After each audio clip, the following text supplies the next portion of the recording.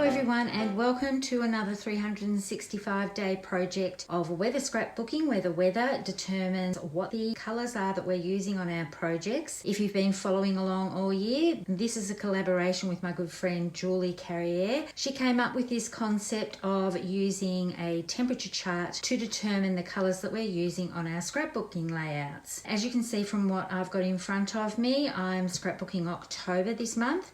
Make sure you also go along. I'll have a link at the end and also a link in the description below for Julie's video. This was the month where my lilacs always come out and flower, so I decided that I would decorate my pages with lilacs. So I'm going to show you how I put these together, how I add some finishing touches with these. I've got a little mini ink blending brush that Chelsea Borismarty put me onto, and I've got one of these little rolling tools. I actually bought a whole set of these because Andrea Sherman showed me about these. So the techniques I'm going to show you with these pages have been influenced by me buying a couple of fairly inexpensive tools just to add extra touches to my layouts. This is the sketch that we're operating from this month. Julie, of course, is in Canada, so her season is autumn or fall. So I've created this little piece of word art here, and I've done some ink blending on this just to show you that's what comes with the Design Space file, and there will be links to all the details below about that. I've added Sundance and Nectarine ink on top of honey butter cardstock, and it just adds some good texture to a little bit of word art for the page. But of course I'm in spring, so I'm doing a spring days one. You can see the layouts here follow the same sort of pattern, but the images are changing to represent the seasons. So I'm going to show you a couple of little tricks of what I've done to put this together. I'll set these pieces aside. I'm going to build a couple of these for you and add some texture and some shape with these tools, and also with some ink blending as well. When I'm putting these together, I decided all of these diamonds and triangles that represent each day of the year needed a little bit of something extra. So I've come in with a white gel pen, and it's quite easy to freehand around these. If it's not flowing, you just rub it on your hand to make sure that the ink's flowing. And this is quite a long piece. I'm not pushing hard at all, and I've probably got my head in the way, so let me just move back a bit. And you can see it didn't quite join up there, but that's okay. These are freehand drawings. If I wanted it to be perfect, I would have got my ruler out to do it. But I just wanted to add a sketched look to the edges of these pieces, just to soften them a little bit. So I'm just going to go along here with the last bit of this one. And this one's representing the first day of October. Because that is larger, it's going to go with my October title. You would have known that I'm doing this font all the way through. It's KG Strawberry Limeade, and I'll put a link below to how I created that title. I'm going to set that aside. The white gel pen just takes a moment to dry, and then I'm going to move over here. These ones on this side, I've already adhered them. So by doing this, I came up with a little bit of a plan on how to get everything fairly even. I was going to put them all up against each other, but I like the white space in between. So I started with the very first one in the corner. On this side, I started with this one in the top left corner, and then the flashish sort of triangle, which is actually half a diamond, and then put this one on. And then I've used my T-ruler. I've adhered my pages to my Versamat with some of our new low tack tape. So this works quite well, but you do have to be a little bit generous. It is a very low tack, so you need to make sure that it's pressed in quite well. And I'm just using a dot roller just to do the three edges here.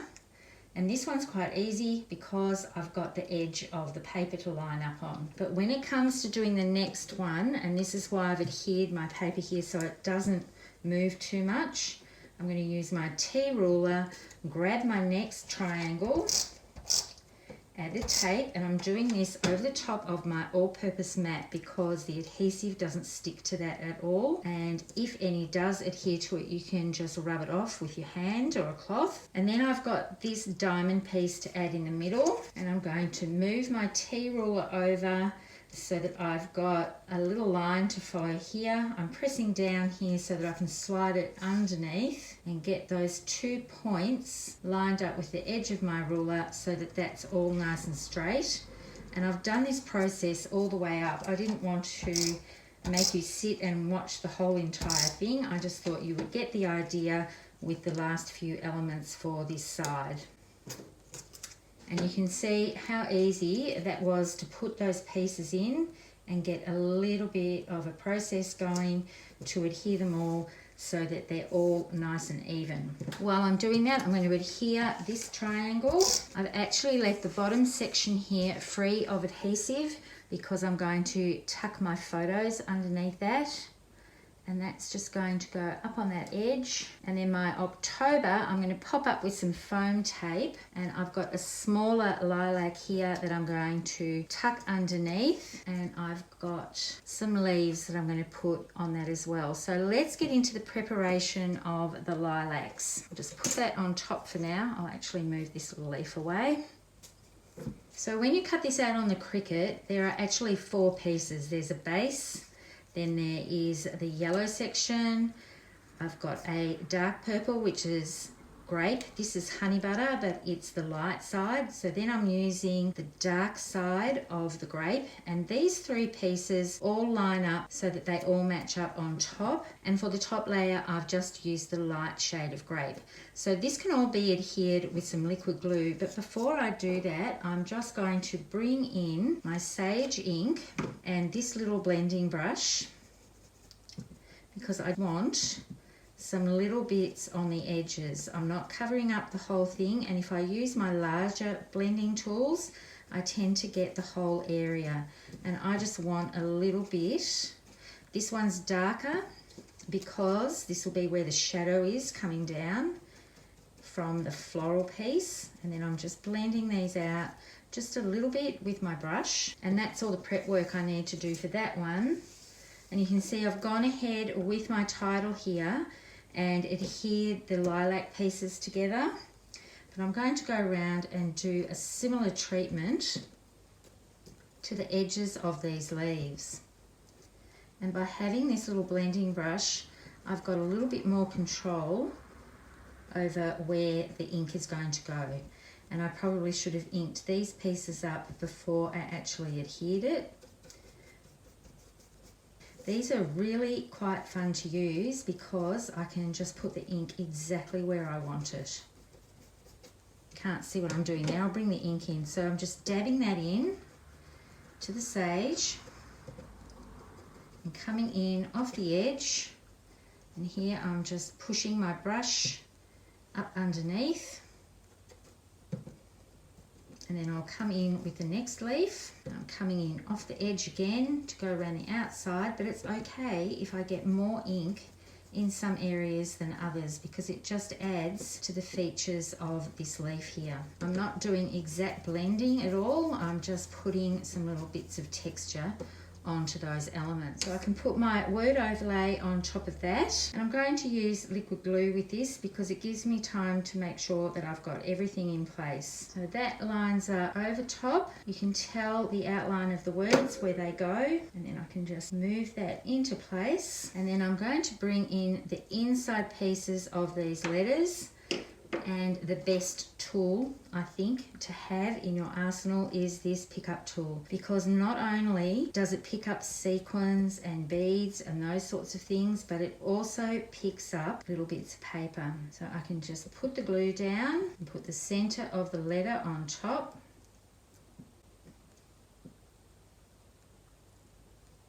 And I've got the inside of the D.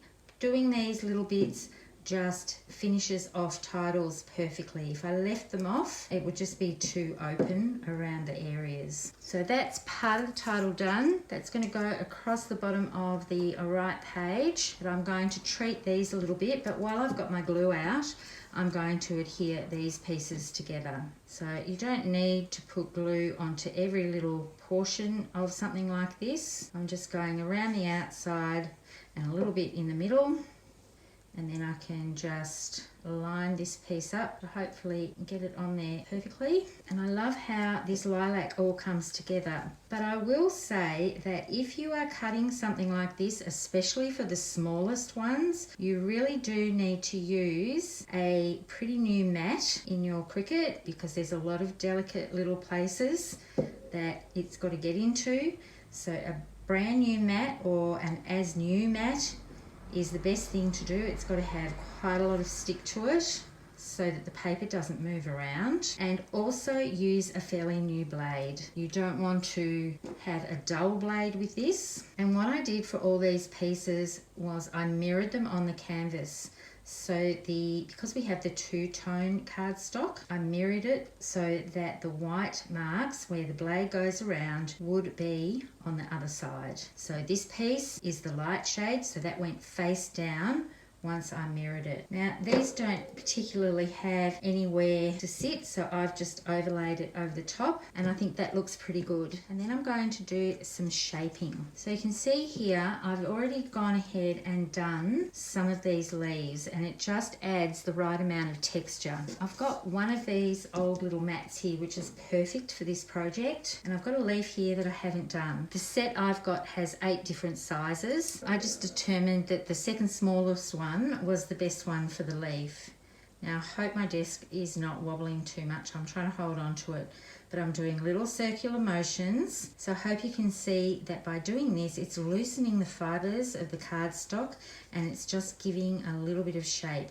Now I know when you put this inside a page protector, it's going to flatten somewhat, but it is going to retain some of this shape that you've encouraged the leaf to be in. And it just adds just that little bit more texture to the piece. So now I'm going to bring in my overlay and I'm going to do this again with all the pieces. And I think for this, I'm going to have to use the smallest one because these are smaller leaves. And I'm hoping you can start to see the magic that's happening with just doing little circular motions to train the paper to curl just that little bit.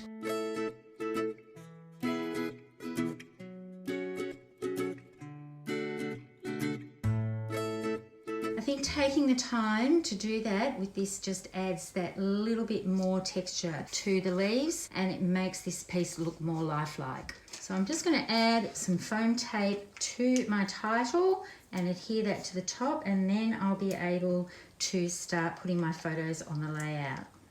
You can see I've gone ahead and put my photos down, and this is why I chose the lilacs, because this lilac tree is one that my mum struck for me and it's grown into quite a gorgeous tree, and the blooms when they come out are beautiful, but unfortunately they come out at the time of the year where the winds can be quite strong, so sometimes we only get a couple of weeks of these gorgeous flowers before they all get blown off. So I really wanted to capture these for this project this year. So I've got all of these cut out and ready to go, and I just need to work out where I'm going to place them. I've sort of done that already in Design Space, so I'm going to have these coming out here, and I think you can see on camera how much just a little bit of inking, I'm hoping you can pick it up, a little bit of inking and a little bit of shaping with that tool really helps bring these to life. So I'm going to put these down with a mixture of glue and some foam tape. I've got my spring days here all ready to adhere, and I've gone ahead and I've put the foam tape on the back. What I'm going to do is adhere this down, and for the leaves I'm just going to apply a little dab of glue on the parts that are going to make contact with the paper. I'm not going to put the glue on any other sections, just on those pieces of the leaves. I'm actually not going to put glue on these two here because they're going to overlap the photos, and I don't really like putting liquid glue in contact with my photos. So that is enough to keep that all in place. Just need to line that up over here. I want some of the leaves to come up over the photo so it brings everything all in together. And I don't know if you can see, but I actually captured a little bee buzzing around, doing what he does best. So that was quite fun. It was quite a still day when I took these photos, which was very good because quite often if it's too windy, they're moving around in the wind too much and I can't get a good shot of them. So these ones are going to come up here. I'm not actually going to use foam tape on all of these lilacs. This lilac here I've adhered straight to the page, but this one I'm just going to pop a little bit of it up onto foam tape, not the whole lot. I just want a little bit of height, and I'm using the inside pieces of the Heart Shaker thin cuts. So I'll peel that off. They're the only bits that I want to have the foam on. I just want a little bit of lift towards the top of the flower, and then the rest is going to be adhered with glue. You can see it starts off flat and then it's got a little bit of lift to it, and then I'm going to start tucking the leaves around.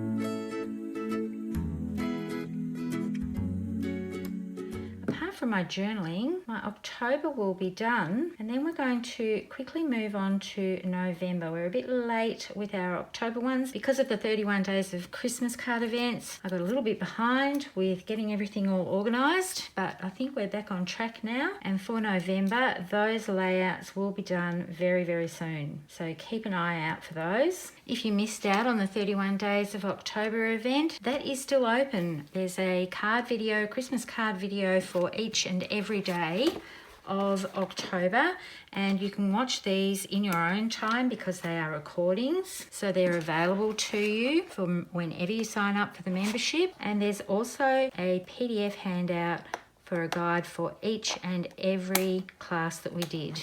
My journaling for this page is just going to go under the photos here. So just a little bit about these photos. My daughter bakes beautiful banana bread, so I might be a little bit guilty of purchasing more bananas than we need so that some get a little bit overripe and she can bake some of this gorgeous banana bread. I had lunch with a very dear friend, Helen, and she gave me a little gift for my birthday. We hadn't caught up in time for my birthday, so that was a lovely surprise. And of course I've got my lilacs, which are pretty much the main feature of this layout. I think they work quite well with the colours of Avocado. Only a couple of days of New England Ivy, which was cooler weather, but it's come back with a vengeance for November, and more New England Ivy is going to appear on my page, so I'm a little bit disappointed about that because it's been quite cold and summer is really only a couple of days away, so I'm not quite sure what's going on with the weather, but I'll be able to look back on this album and I'll have a reference to all of these colours. Keep an eye out. We're going to have a special with the title page and an ending page to present as well over the next couple of months. So this is pretty much my page already done. I'm not going to put any more dots or anything on here.